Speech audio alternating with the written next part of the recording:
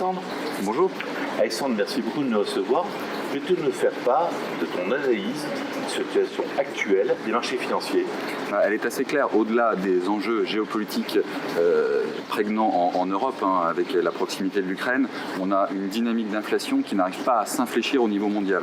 On a des inflations qui sont différenciées. En Europe, c'est lié au gaz et toute la chaîne de fabrication qui en découle. Et aux États-Unis, d'une certaine manière, à une surchauffe de l'économie. Et là, la Banque centrale américaine doit surtout faire refroidir l'économie et abaisser les niveaux de l'immobilier qui commencent à être trop importants.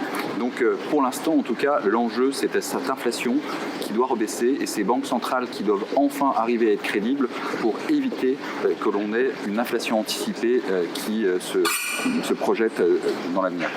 Merci beaucoup Alexandre. Dans ce cadre-là, quels sont les principaux produits que vous mettez actuellement, que tu mets actuellement en avant, toi et tes équipes, auprès des professionnels de patrimoine chez Richelieu? Alors on a essentiellement 3 produits. On pense que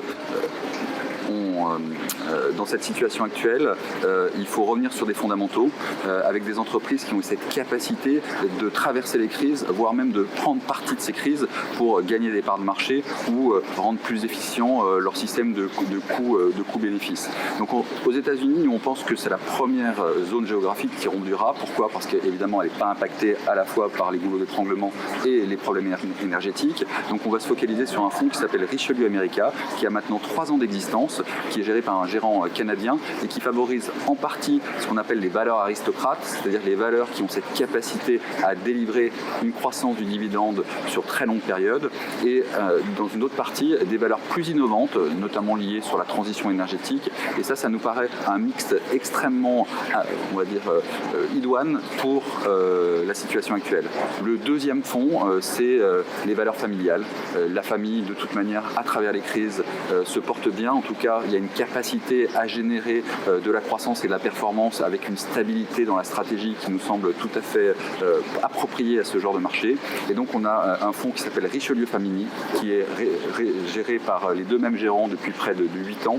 Et ça nous semble vraiment un moment, notamment sur l'Europe, pour pouvoir revenir petit à petit en faisant croître ses investissements sur cette zone géographique. Et puis le 3e fonds, Richelieu 26, R26, c'est un fonds à l'échéance.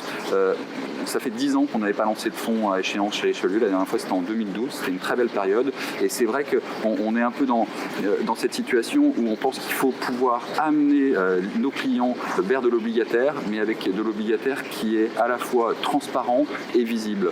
Et donc, on a choisi avec Richelieu 26 de proposer à nos clients un rendement qui n'est pas un rendement très important. On est autour de 5,5 brut sur notre portefeuille, mais avec des sociétés européennes de qualité. Et là, on pense qu'on n'aura ni risque de défaut, en tout cas un risque de défaut très, très, très faible, et surtout une visibilité et finalement une sérénité pour nos partenaires. Merci beaucoup Alexandre et à très bientôt. Merci.